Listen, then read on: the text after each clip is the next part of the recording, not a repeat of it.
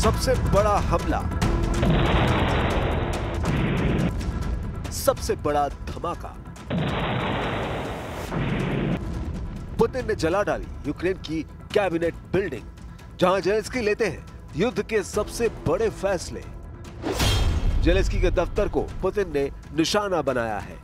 यही जेलेंस्की का मंत्रिमंडल युद्ध का एक एक फैसला पास करता है। यहीं पर जेलेंस्की बताते हैं कि रूस में हमले की उनकी नई रणनीति क्या है, कहां से गोला बारूद आएगा और किस मोर्चे पर कैसे लड़ने की तैयारी है। जेलेंस्की की इस बिल्डिंग को टारगेट करने का मतलब है यूक्रेन की लीडरशिप का हो गया है।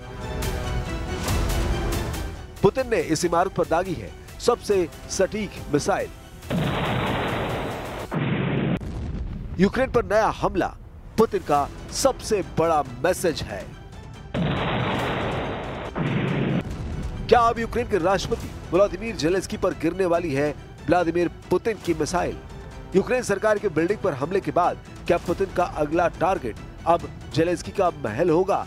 क्या जेलेंस्की की जान पर सबसे बड़ा खतरा मंडराने लगा है? जेलेंस्की पर अटैक से पहले क्या पुतिन ने इशारा कर दिया है? कीव के आसमान में तेजी से टारगेट की तरफ बढ़ रही इस क्रूज मिसाइल को देखिए। ये रूस की कलीब क्रूज मिसाइल है जो रूस लगातार यूक्रेन पर फायर करता रहा है। ऐसी कई मिसाइल कीव पर दागी गई। कीव के ऊपर से गुजरती इस मिसाइल को स्लो मोशन में देखिए। ये 900 किलोमीटर प्रति घंटे की रफ्तार से चलती है। ये 2500 किलोमीटर की रेंज तक अटैक करती है। इसी कैलिबर मिसाइल से कीव पर हमला हुआ है। बहुत बड़ा हमला। ये रूस का अब तक का सबसे बड़ा हमला बताया जा रहा है। 2022 में स्पेशल ऑपरेशन शुरू करने के बाद यूक्रेन पर रूस का सबसे बड़ा अटैक हुआ है। यूक्रेन का दावा है कि रूस की तरफ से ताजा हमले में 805 ड्रोन लॉन्च किए गए हैं। इसके अलावा 13 मिसाइल भी दागी गई और इस दौरान उसके एयर डिफेंस ने 751 ड्रोन मार गिराए और 4 मिसाइलों को भी आसमान में ही नाकाम कर दिया। कीव के आसमान में कैलिबर मिसाइल की जोड़ी देखी जा सकती है। एक मिसाइल के पीछे दूसरी मिसाइल भी आ रही है। पहली तो अपने टारगेट पर सटीक हमला करती है, लेकिन दूसरी मिसाइल को यूक्रेन का एयर डिफेंस हवा में ही खत्म कर देता है। यानी जेलेंस्की को नेटो से मिले हथियार 50% क्षमता से काम कर रहे हैं। यूक्रेन की कैबिनेट बिल्डिंग, इस बिल्डिंग के अलावा कीव में एक अपार्टमेंट पर भी अटैक हुआ है। यहाँ कई लोगों के मरने की खबर है। इस अपार्टमेंट की हालत देखकर अंदाजा लगाया जा सकता है कि हमला कितना बड़ा था। इससे पहले कीव में 28 अगस्त को हुए हमले का वीडियो देखिए। इस हमले के साथ पुतिन ने जेलेंस्की को बता दिया कि उनके सबसे मजबूत गढ़ को मिट्टी में मिलाने का मिशन शुरू कर दिया गया है। Чергова атака. Два района у нас більш всього в місті постраждало. Дарницький, Святошинський район. Зараз знаходимося в Святошинському районі.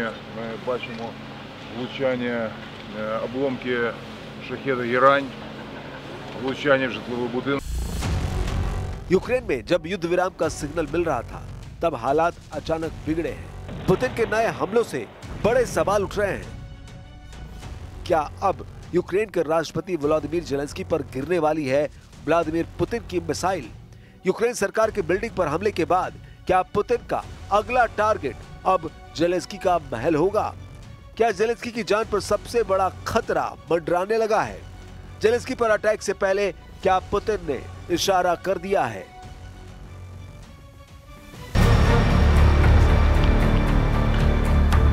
जेलेंस्की ने स्लो मोशन में वीडियो बनाया है। ये वीडियो उस फैक्ट्री का है जहां रूस की मिसाइल ने हर हिस्से के परखच्चे उड़ा डाले हैं। इस फैक्ट्री में गिरी पुतिन की हर एक क्रूज मिसाइल बता रही है कि रूस ने यहां काम करने लायक किसी चीज को जिंदा नहीं बख्शा। ये इलेक्ट्रॉनिक्स उत्पाद बनाने वाली अमेरिकी कंपनी की फैक्ट्री है।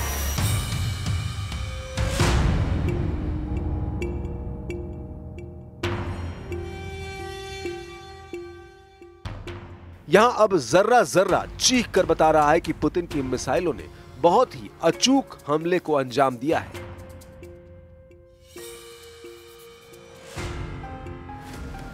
जेलेंस्की इस फैक्ट्री को देखने के लिए कीव से करीब 650 किलोमीटर दूर पश्चिमी शहर ज़कारपटिया पहुंचे। ये शहर स्लोवाकिया से लगा हुआ है। पूर्व में डॉनबास पर कब्जा करने के बाद पुतिन के टारगेट पर अब पश्चिमी यूक्रेन है और ज़कारपटिया जैसे शहर पर हमला करके वो नेटो का दरवाजा खटखटाने लगे हैं।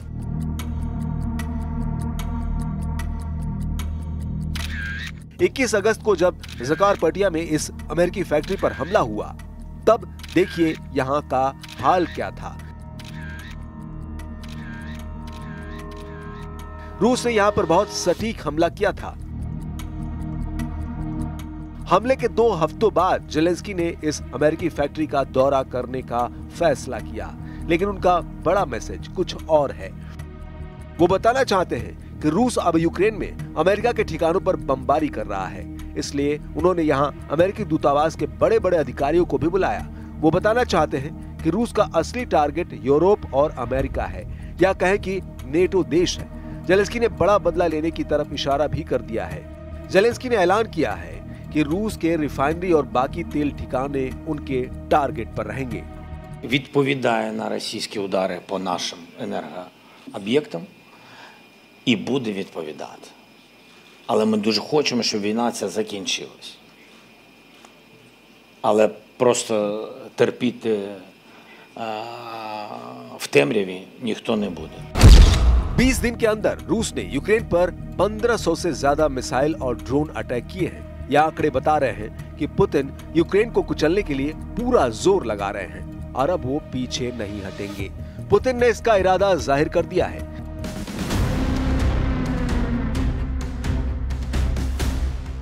यूक्रेन को पूरी तरह सरेंडर कराने वाले इरादे के साथ अब पुतिन ने अपनी ब्रह्मास्त्र पॉलिसी लागू कर दी है। पुतिन इस वक्त 3.5 साल के युद्ध के दौरान सबसे आक्रामक नजर आ रहे हैं और इसकी कई वजह है। Если эти договоренности будут достигнуты, никто, пусть не сомневается, что Россия их будет исполнять в полном объеме. И мы будем уважать те гарантии безопасности, которые, конечно, должны быть выработаны и для России, и для Украины. И повторю еще раз, безусловно, Россия будет договоренности исполнять. Но во всяком случае... ये बात डोनाल्ड ट्रंप भी बहुत अच्छी तरह जानते हैं और पुतिन ने 15 अगस्त को अलास्का में हुई मीटिंग में इस बात को साफ भी कर दिया था। तभी उस मीटिंग के बाद ट्रंप ने कोई बड़ा ऐलान नहीं किया। जाहिर है उस मीटिंग के बाद भी पुतिन नर्म नहीं पड़े हैं और इस बात ने ट्रंप की डिप्लोमेसी को बहुत बड़ा झटका दिया है। वो पुतिन को अलास्का में बुलाकर अपने फाइटर जेट और बॉम्बर दिखाकर उम्मीद कर रहे थे कि पुतिन यूक्रेन पर थोड़ा पिघलेंगे, लेकिन ऐसा हुआ नहीं और अब पुतिन का यूक्रेन पर रुख और कड़ा हो चुका है। पुतिन साफ साफ कह चुके हैं कि यूक्रेन में युद्ध विराम पर बातचीत तभी हो सकती है जब यूक्रेन उन इलाकों से अपना दावा छोड़े जहां अभी रूस का कब्जा है। А если будут достигнуты решения, которые приведут к миру, к долгосрочному миру, то тогда я просто не вижу никакого смысла в их нахождении на территории Украины. Вот и все. 2025 में सितंबर का महीना डोनाल्ड ट्रंप के लिए बहुत दर्द समेटे हुए है। अभी ट्रंप को राष्ट्रपति बने हुए 1 साल भी पूरा नहीं हुआ है और उनके सामने यूक्रेन के अलावा अब मल्टी फ्रंट खुलते जा रहे हैं, जिसमें रूस भी है, ईरान भी है और अब बीजिंग में अमेरिका के 3 सबसे बड़े दुश्मन इकट्ठा हुए तो पैनिक साफ नजर आ रहा है। अमेरिका को टक्कर देने के लिए ये तिगड़ी जब चीन में इकट्ठा हुई तो ट्रंप को बड़ा शौक लगा। शी जिनपिंग के साथ व्लादिमीर पुतिन और किम जोंग उन का आना ट्रंप पर सितंबर में बहुत बड़ा सितम ढहाने का सिग्नल माना जा रहा है। ट्रंप के साथ यूरोप को भी घेरने के लिए रूस, चीन और उत्तर कोरिया तैयार हो चुके हैं। सितंबर में अमेरिका के खिलाफ सबसे बड़ा प्लान बनाया जा रहा है। यही डोनाल्ड ट्रंप का सबसे बड़ा डर बन चुका है।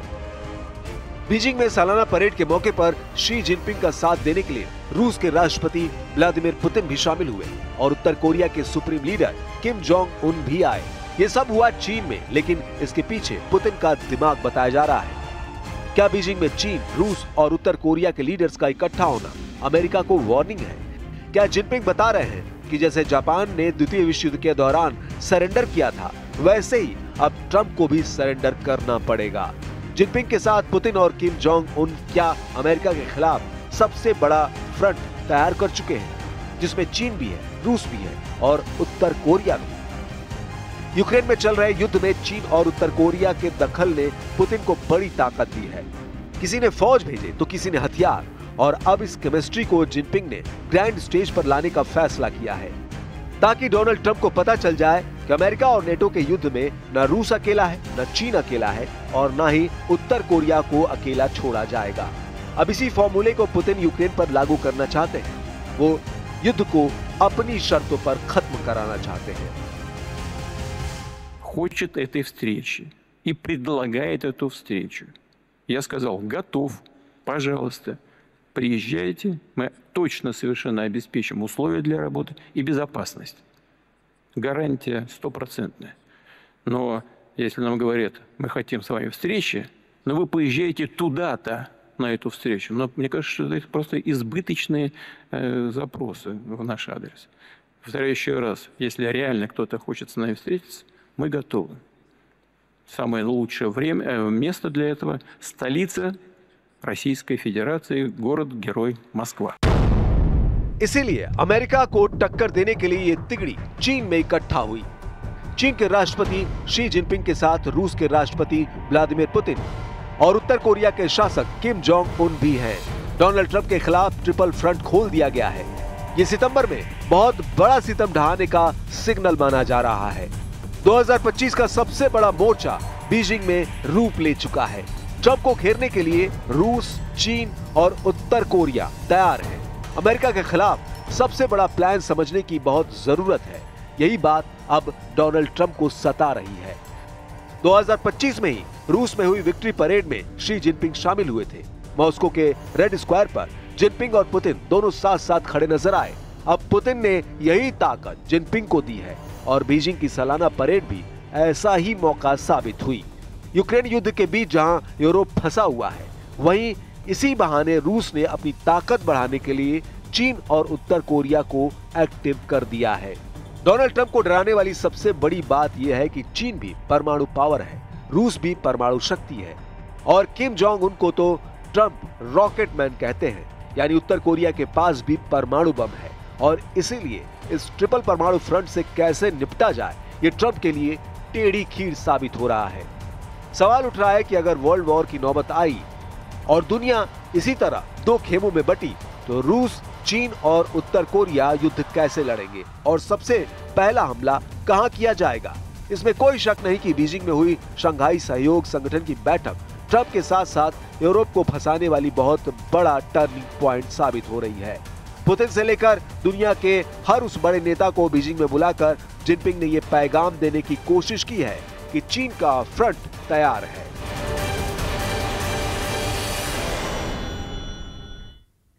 और यहाँ पर